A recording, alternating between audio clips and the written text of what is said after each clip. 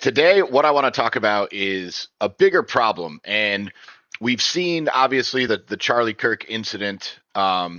We've seen now this, which we're going to go. And I want to explain something because I haven't seen any creators saying this yet, but it is a product of the same problem. Okay. The problem is we are now seeing the crossover. What is the crossover?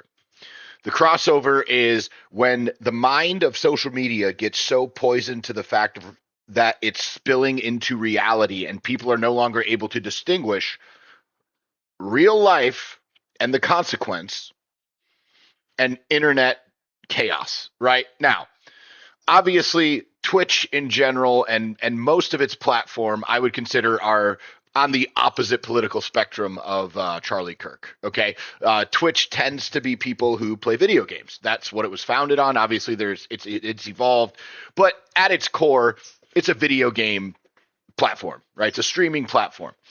You can notice the dude literally who's getting the autograph right now, obviously has never worked out a day in his fucking life, has 17 colors in his hair. You can see by all the people in line. Like this is the group of people that we would accuse of being the same type of group of people that was celebrating the death of Charlie Kirk, right? The problem is this actual crossover problem is now encompassing all sides. It is now the actual mind virus and I call it poison, right? I think social media is poison. I don't know a better word to describe it. And so I want to get into this today. What I want to cover is we're going to watch this video and I'm going to explain what's going on because we've all seen the Charlie Kirk video. Obviously, you can't show it on YouTube. If you need to see it, you can go see it on Twitter. It is disgusting. It is graphic. It was done in front of his wife and kids, which is a huge problem. Okay, regardless of how you felt about him, I didn't agree with everything he said. I didn't hate everything he said either, right? I was, if you had to have me make an opinion, I would say I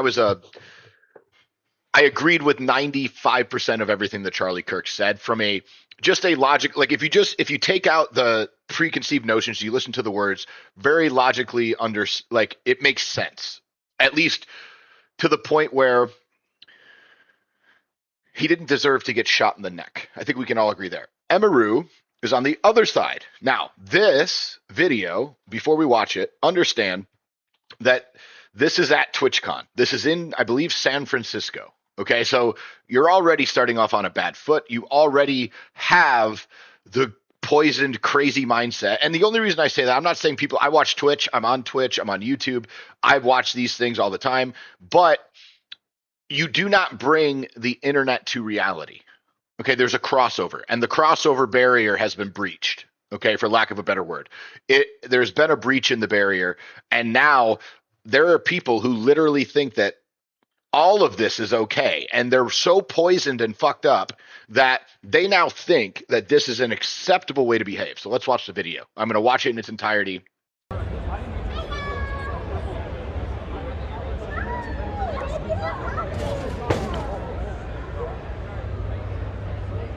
Whoa. Okay. Now,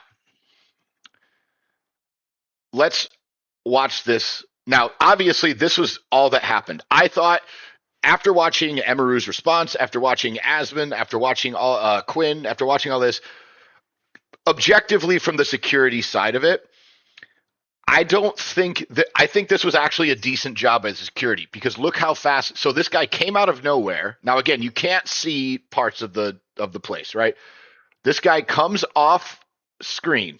She doesn't see him until right here. This is when she doesn't see him until right there, basically. She's covering her face. Now, watch. This is 3 seconds in. Now, watch. How long does it take security? Right there. 4 seconds. So literally 5 seconds, 6 seconds. So in 3 seconds, this guy did this. I don't know how much faster of a response time. As somebody who's done security, look at me, okay? I've done security. I've hired security. So remember, I used to own a 501c3 for child trafficking. I had terrible things sent to my house. I had people tell me, do not go after certain people because they're connected with judges and higher ups. Like I I've seen things in the child trafficking space that will scar me the rest of my life. And honestly, the reason that I got out of it is because I mentally couldn't handle it anymore. Okay, we helped over 200 victims in 2 years. In the aftercare part. So basically, we were not part of extraction teams. We were part of the aftercare teams. But a lot of the guys that we worked with were on extraction teams. So I know security, and I've hired security for events for myself when all this was going on. We were getting threatening letters to our home, people threatening my children. Obviously, I'm a outspoken person. I'm a business owner. I went from being basically a cocaine addicted, homeless loser in my car to owning. I've done over 30 million in sales in real life brick and mortar business over the last 9 years. I'm not rich. Okay, I've invested everything back in. Do I have some assets? Yes, but I would have to sell them. I'm not cash rich. Okay, I'm not like a streamer where like money just comes in and there's no overhead. Okay, I have a lot of money that comes in and almost the same amount of money that goes out, right? So that's what you're doing when you're building a system. That's a different video. I can tell you 3 seconds is a pretty fast response time from a security guard. Okay. The only thing that they could have done better was obviously not let this guy up there. But again, in these situations, and this is what a lot of people who aren't in public a lot, and I would venture to say that most Twitch streamers, because they're secluded in their home and they don't touch grass a lot, right? Like that's most Twitch streamers. I think we can agree on that.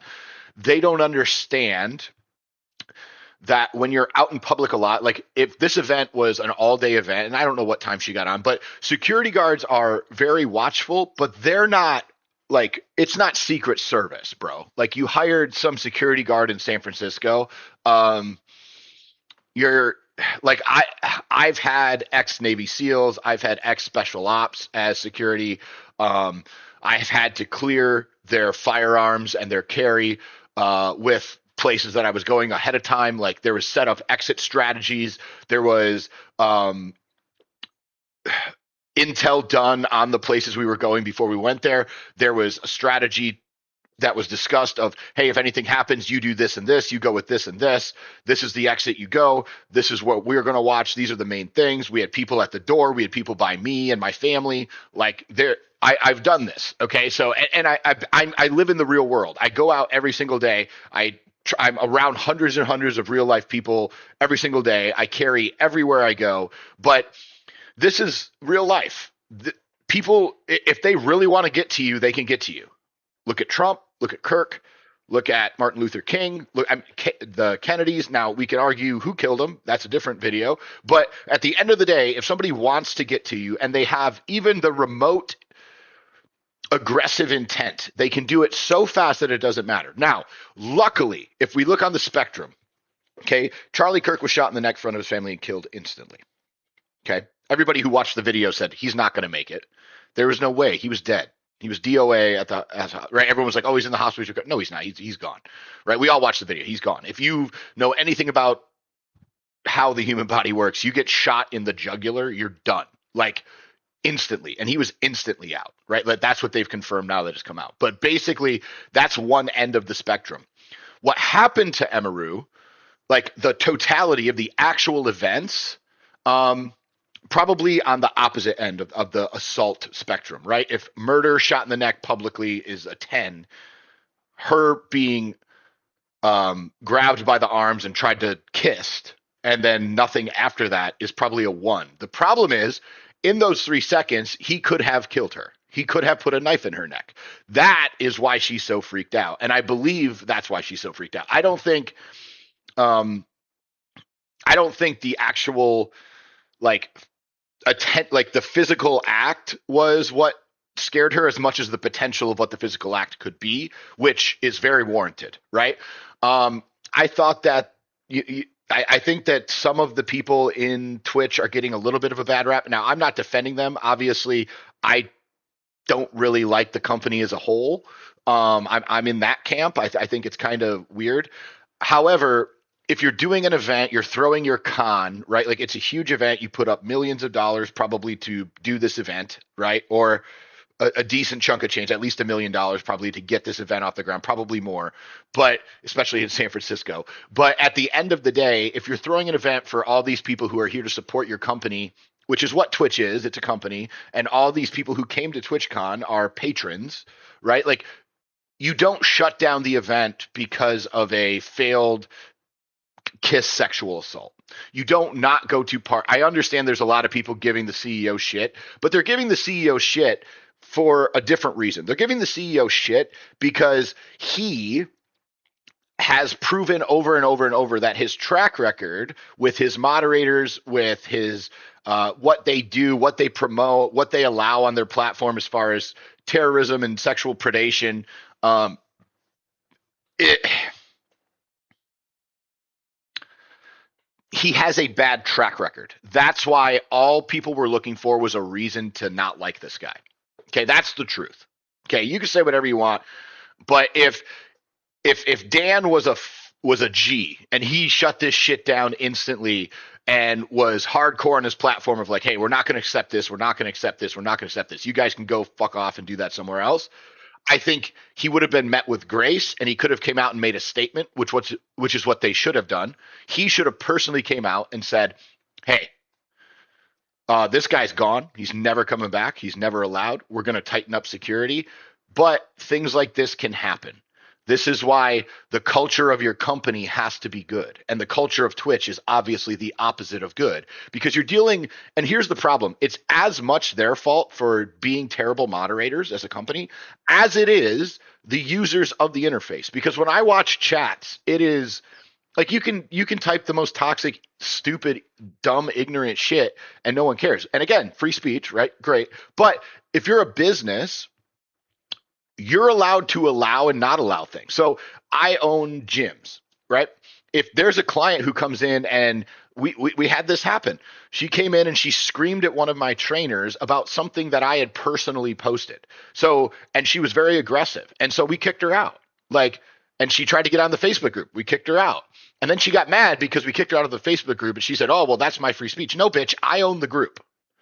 I determine what I allow in my group to be said or not said. I can delete whatever I want. That's why it's my shit. If you want to say whatever you want, you can do it on your public profile. You can go create your own shit, right? That's how real life works. With Twitch, it's the same.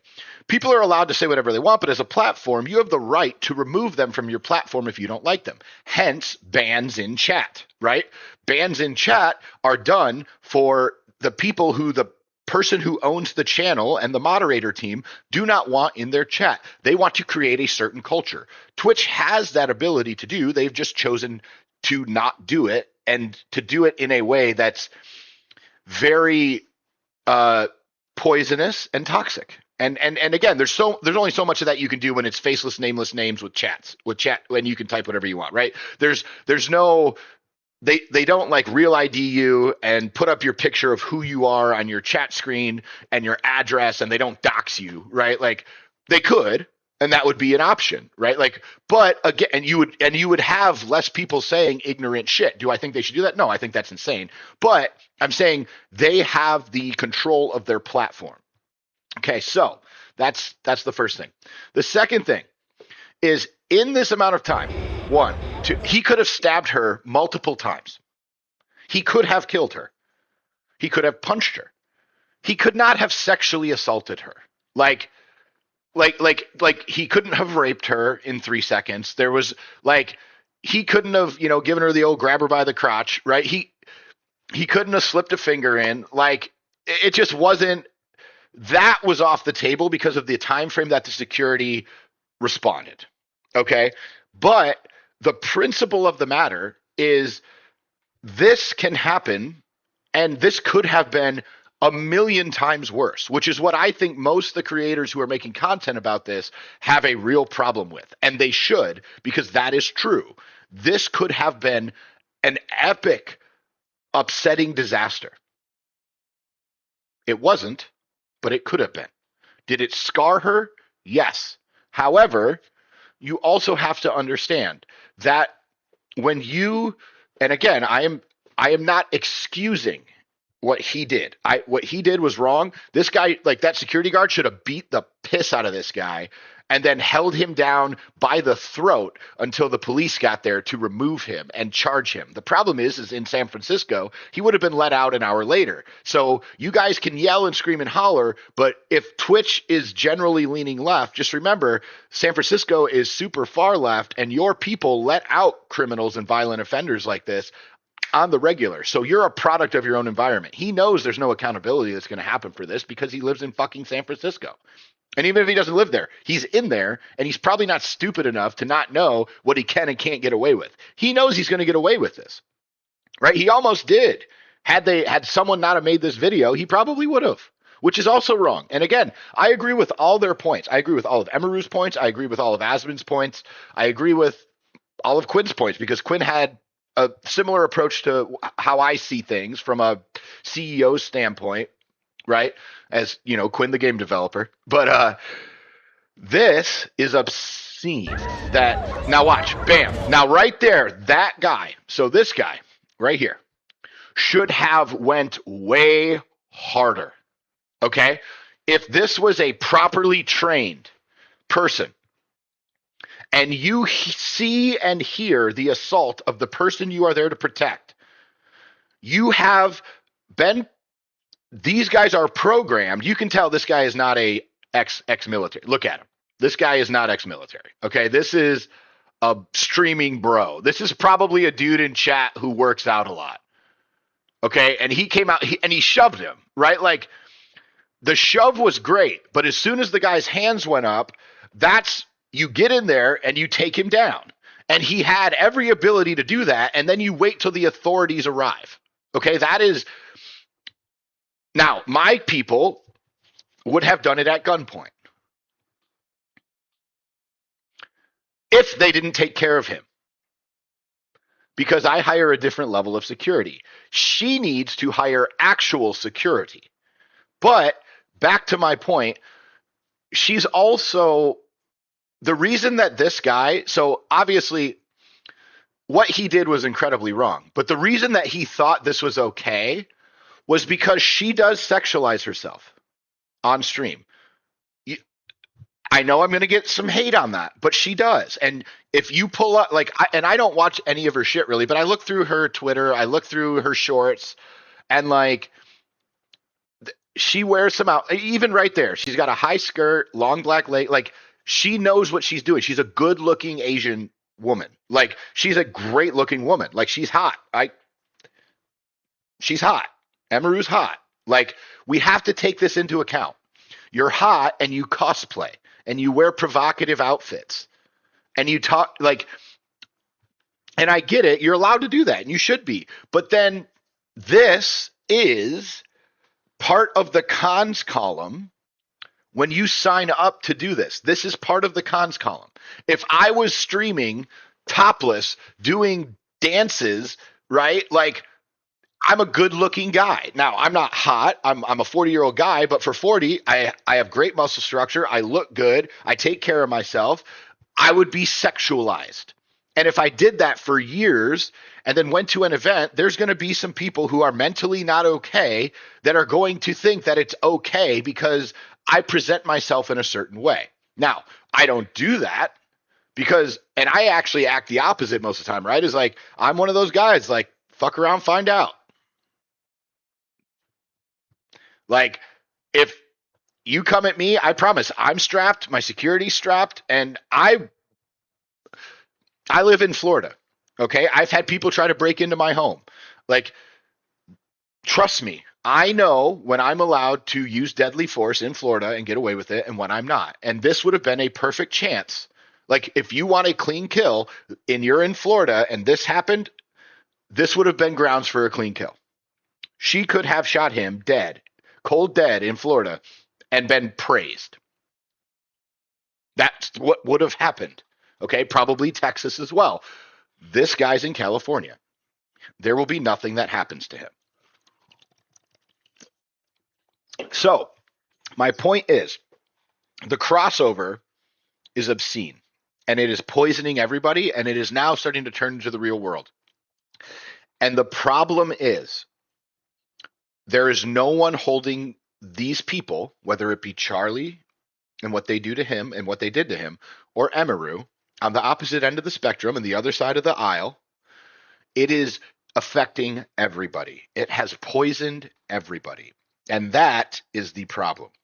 And until these people are held accountable in real time, publicly, they will not stop. What do I mean by that? The security guard should have sent a message to the world. He would have been the most hired security guard on the planet. Everybody would have been thankful for him. He would be blowing up right now. He would be virally successful if he would have just pummeled this motherfucker. And that's what he should have done. He should have beat this dude within an inch of his life until the cops got there, and then let God and the police sort him out. And if you catch a charge in Cali, you catch a charge in Cali. You're going to be out anyway. You're a violent offender. You're going to be out in an hour. Whether it's this guy who's out in an hour or the security guard who's out in an hour, someone's going to be out in an hour, right? This is what we have to understand. The crossover is coming. The people are allowing the poison in their brain to bring them into reality and think this is okay. If this was the year 2000, if this was the year 2000 and she was a high school freshman, because I've seen this happen. I've knocked dudes out for touching women inappropriately. I've watched a dude slap a woman. He ended up waking up about 2 hours later covered in piss because of how hard I hit him. Okay? I'm that guy. Don't care. Hit a woman, I will treat you like an animal and I will beat you like a dog. Okay? I am a protective, high T male. I do not play that shit. You do not fuck with women in front of me. One of the reasons my wife married me, actually. She knows she is 100% protected. And I will go to the ends of the earth to make sure that she is safe. And I mean that in the every sense of the word. I don't care what it takes. I don't care what it costs. I don't care what time it puts me behind bars. I will do what needs to be done in the moment to make sure that me and mine are safe. And that is what's being crossed over.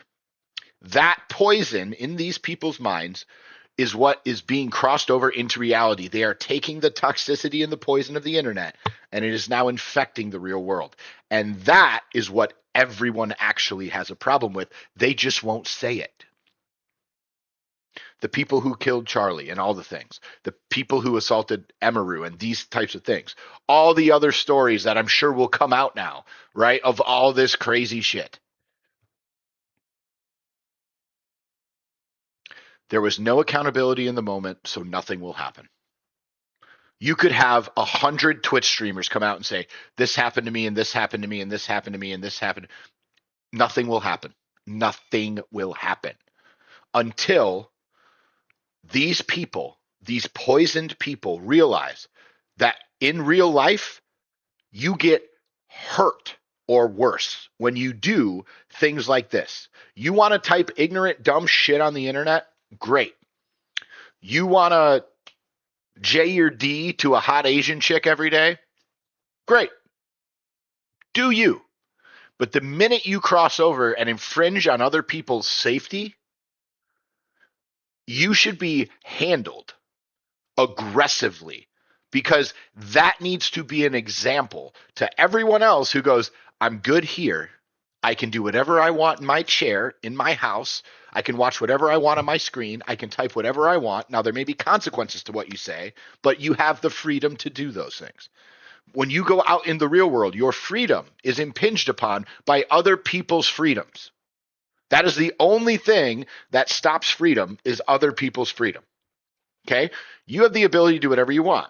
But if you threaten someone's safety, you physically assault someone, there should be real life physical consequences for that in the moment, or this will get worse and worse and worse. And we've seen the degradation. We've seen it going downhill. It is not going anywhere.